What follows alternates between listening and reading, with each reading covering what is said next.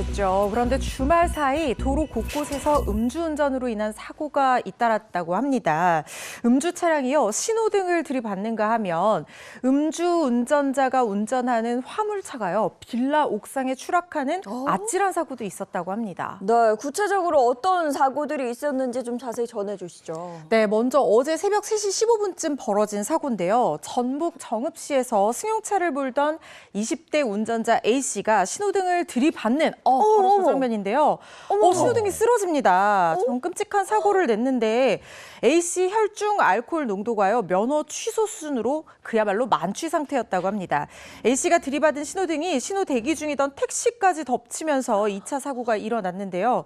택시 승객 포함해서 3명이 가벼운 부상을 입어서 병원에서 치료를 받아야 했습니다.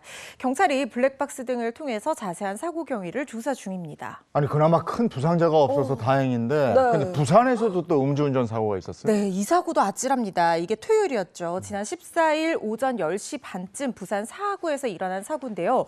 무려 1톤 트럭이 빌라 옥상으로 추락하는 그런 사건이 일어났습니다.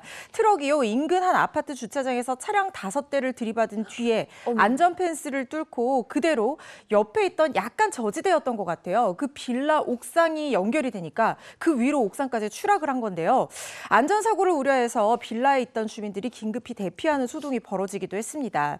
트럭을 운전한 50대 남성 B씨가요, 급발진을 주장했다고 하는데요. 혈중 알코올 농도를 측정해 봤더니 면허 취소 수준의 역시 만취 상태였습니다. 심지어 이 사람 무면허 상태에서 운전한 것으로 드러나서 더 충격을 주고 있는데요. 이번 사건 역시 경찰이 정확한 사고 경위를 조사하고 있습니다. 명절에는 특히 주의해야 돼요. 우리가 음복한다고 아침, 점심 이때도 술을 한잔 하거든요. 네. 그러면 절대로 핸들 잡으면 안 되죠. 명절에, 추석 명절에 음주운전으로 사고 당하고 내가 사고 내고 사람 다치게 하고 이래서는 절대 안 되겠죠. 절대 안 됩니다. 네, 다음 이슈 전해주시죠. 네, 인터넷 개인 방송 진행자인 20대 BJ를 살해한 혐의를 받는 40대 남성 김모 씨에게요, 검찰이 징역 30년형을 구형을 했습니다.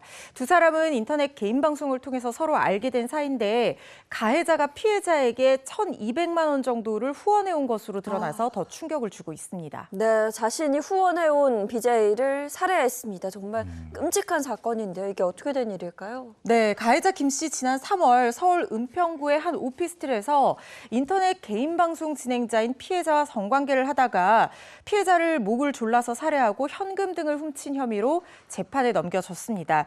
검찰에 따르면 성관계를 하던 도중에 그만하라는 피해자를 무시하고 계속해서 관계를 하다가 피해자를 질식하게 했다, 이렇게 설명을 했는데요.